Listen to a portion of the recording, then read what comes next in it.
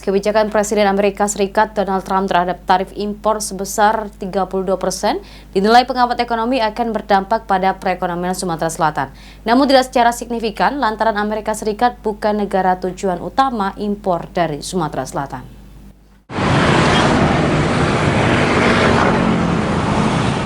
Kebijakan tarif impor yang dikeluarkan Presiden Amerika Serikat Donald Trump pada 2 April dengan memberikan tarif impor sebesar 32% terhadap negara Indonesia ditanggapi oleh pengamat ekonomi Sumsel, Sukanto, yang menilai jika kebijakan tersebut akan berpengaruh pada nilai ekspor Indonesia, khususnya dari Provinsi Sumsel ke Amerika, namun tidak secara signifikan. Karena menurut Sukanto, komposisi ekspor Sumatera Selatan komoditas di Sumatera Selatan terhadap Amerika Serikat hanya sebesar 5 hingga 6% dari komoditas karet dan tekstil. Sementara untuk negara tujuan ekspor terbesar ke Cina, Korea, dan India dengan komoditas utama seperti batu bara, kelapa sawit, dan karet.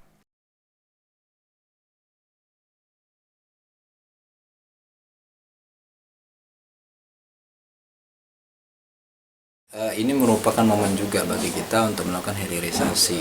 Jadi ketika produk kita di luar itu lebih mahal ya, tentu opsi lain adalah diversifikasi produk dengan cara hilirisasi. Kita punya sawit ya, dengan hilirisasi saya kira cukup baik secara geografis maupun secara komoditas ya. Kemudian kita punya karet, kemudian yang lain kita punya industri olahan kayu atau bubur kertas ya.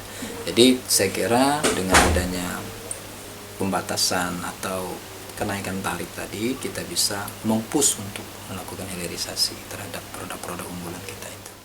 Adanya kebijakan tarif 32% dari Presiden Amerika Serikat Donald Trump dapat menjadi momen pemerintah untuk melakukan diversifikasi produk dengan melakukan hilirisasi terhadap produk unggulan barang mentah di Indonesia. Eki Saputra, PAL TV.